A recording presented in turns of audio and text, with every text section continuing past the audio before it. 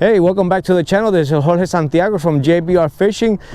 We find ourselves over here at Stillhouse Hollow Lake in Texas. So what we're gonna do today is produce a video that's gonna be of Mega Live, of course. And what we're gonna do is that we're gonna try and get underwater footage with Mega Live. We're gonna start off at about 120. What I'm gonna try and do is do a quick comparison against the LVS34 and the 32 from Garmin. So we're gonna start over here where you're gonna see here, this is the intake of the dam. So we're gonna do that intake here, and I don't know if you can see the intake all the way down there at the far end of the dam. And this way I got some imagery, some pictures actually, that I'm gonna post out, and it's from Russell Marine Products. They did some excellent comparison between the LVS32 and the 34. I'm gonna post a link down in the description, that way please check that out. They do good work. They got very good footage on that comparison with some other products, and they haven't shown nothing with the Mega Live. So I'm gonna put out the Mega Live portion of this. That way you could do a quick comparison. If you have some doubts on which product to buy, then hopefully this would help a friend make a decision on which one they want to go with. Keep in mind, this is also with the upgrade, with the firmware upgrade 1.5.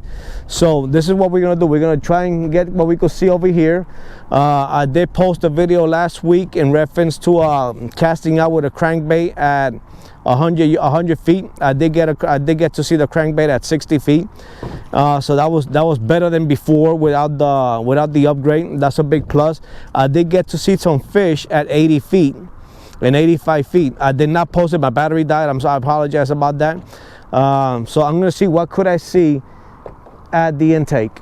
Okay, so I'm gonna start off I'm gonna compare with the Garmin LVS34 and 32 at 120 feet. Okay, so I'm gonna get over there, and little by little, and once I get to that place, then I'll get you zoom into the graph. That way you guys tell me. Okay, so right now, what we find ourselves at 100 and about maybe 10 feet away from it. And I'm gonna bring the trolling motor to point at it, and we're not gonna see it. We are already pointed at it. That's where it's at, and we don't see it. We don't see it. So what I'm gonna do is that I'm gonna move a little bit closer, see if we could get there. Those are the buoys right there, marking the 100-foot marker. So we're gonna bring it a little bit closer. See, we're fighting the wind over here and the waves, so bear with me. We try and get here.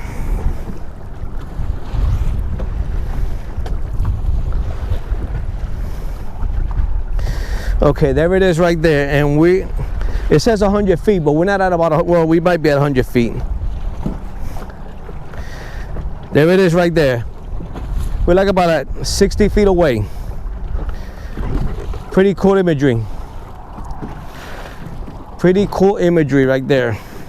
It wasn't all that, but let me get out of here. We're too close. The wind is blowing pretty good over here, and well, the buoys might not be at 100 feet. They might be a little bit more, because if I do the measurement right, from trolling motor to the end of the motor, I'm looking at about 20 feet with my boat. I got 18.5-foot boat. From the end of the motor to the tip of the trolling motor, I'm looking at maybe 20 feet, maybe 21. And if you measure it right, I might be at 100 feet, five boat lanes. So let me see. Let me try one more time to see what it looks like. I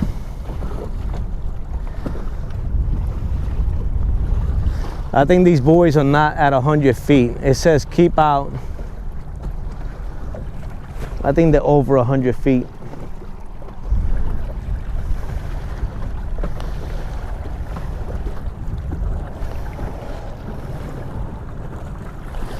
I'm trying to fight the waves and everything else, but you saw it there at 100 feet,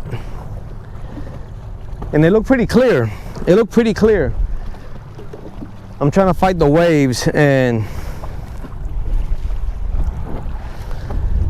it looked, when I looked at it, and the buoys are pretty out there. I think these buoys are a lot more than 5 both lanes, and I think it's just a safety precaution, but it doesn't look that bad. The graph looks like they said it caught it at 100 feet. So I'm gonna have to, once I get back to the house and look at the video again, maybe I could cut a pretty good clip of it. Maybe I could get a side view of it and maybe stay there with the trolling motor and lock straight on it. Let me see if I could use the current in my favor. Maybe see some fish on it. So let's see what I could do in reference to that.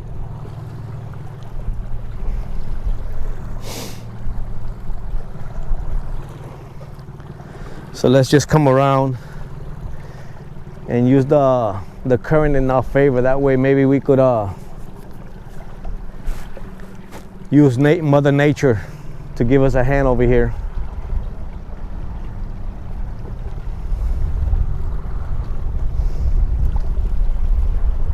But that was the intake right there.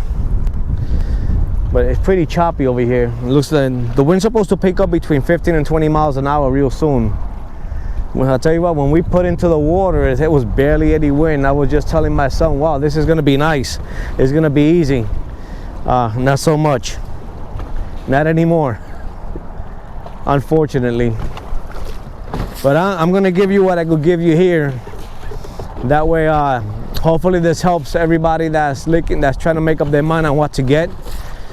If they're gonna get a Humminbird, or they're gonna get a Lowrance, or they're gonna get a Garmin, you know, it's all about options. You know, I like Humminbird. You know, I've always liked them. I like their mapping system. I like the Mega Live. I like the 360. You know, it's all up to you. But I'm gonna try and give you as much information as I can from this side. Like I mentioned before, Russell Marine Products, they have a good comparison with the Garmin. You could use them. I'm going to post the link in the bottom in the description. That way you could see that. I'm coming up close to 100 feet right there. There it is. So let me put on spot lock. I'm about 100 feet out. Let me get back out here. Let me let the current take me back. And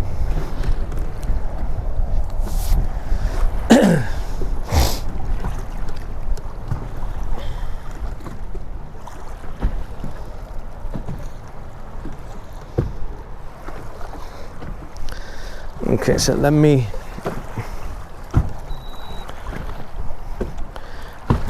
there it is at 120 feet. You could see that. You're not going to see the whole thing because of what it is. Let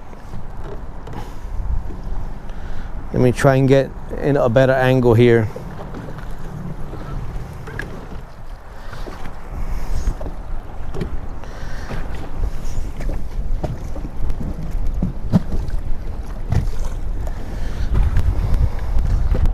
So you could see at 120 feet, you could see, and it's at 65 feet.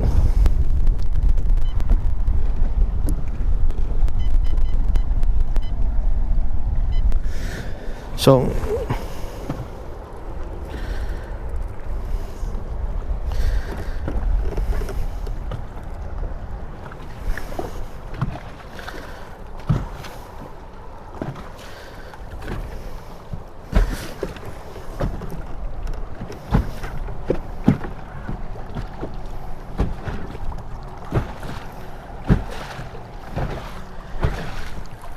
in actuality, the clarity is not gonna, it doesn't look like it is as good as the Garmin, but it's a lot clearer than what it was before. You cannot see the intake because I'm at the side, but you could see that pretty clear. You could see that pretty clear, and that's at 90 feet, and that's not bad.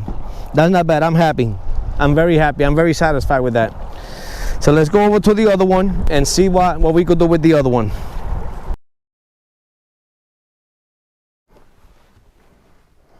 Okay, so I find myself back at the house. I try to close out the video and do some more, probably work with the settings in the water.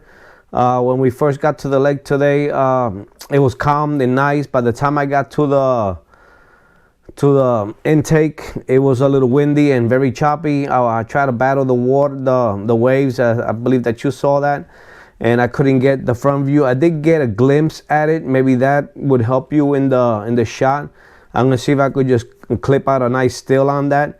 I managed to come around it. You can see the intake. I got it from the side. I wanted to get the front view, that way you could see the intake and everything in there. That way I could make a good comparison with the actual video that Russell Marine got.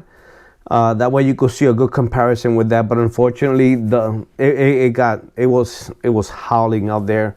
The winds, it was very choppy. I couldn't control the boat and the Mega Live at the same time, and the trolling motor, and keep it in a way that I could actually get a good shot and keep it still long enough and get a good view. So I had to use Mother Nature, of course, and come off to the side and see what I could get, and I got what I got. You can see the intake, the side of it, at 120 feet. That's one thing that you could see.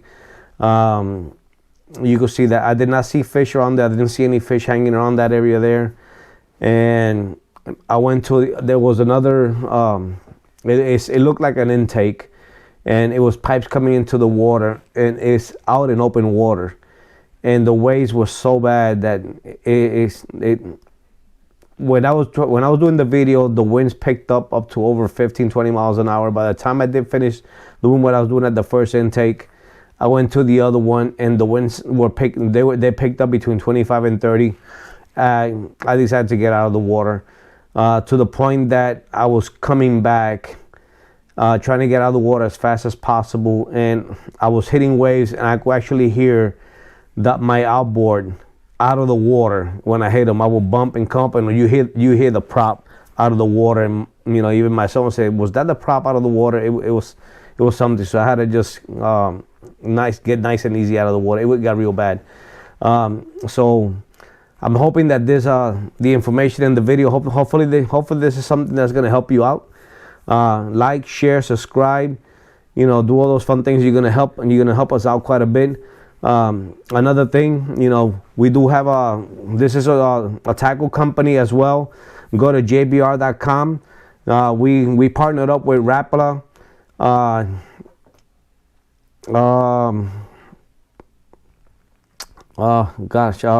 Terminator jigs, VMC hooks. We got knuckle tungsten weights. We got some flipping weights. We have some drop shot weights. We partnered up with missile baits. We also partnered up with X-Zone baits. So look us up there. We got some spinner baits on the website. I just got a whole bunch of a shipment that just got in. I'm gonna put it on the website today. That way you could check it out. Got some DT cranking baits. We have some OG Slims in there. We have some jerk baits. We have some spinner baits for Terminator. We have some. I think we got some jigs. We have some VMC hooks in there. We got finesse hooks. We got flipping hooks.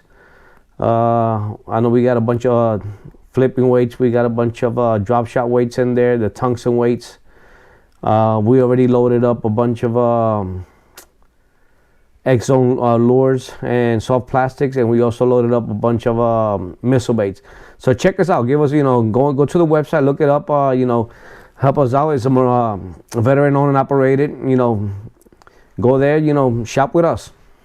Give us a like, subscribe, and hopefully this video helps you out, and it'll help somebody else out. Help them make up their mind to see what type of products they're gonna go buy in the future if they're in the process of looking for forward-facing sonar. Share, like, and subscribe. To the next one.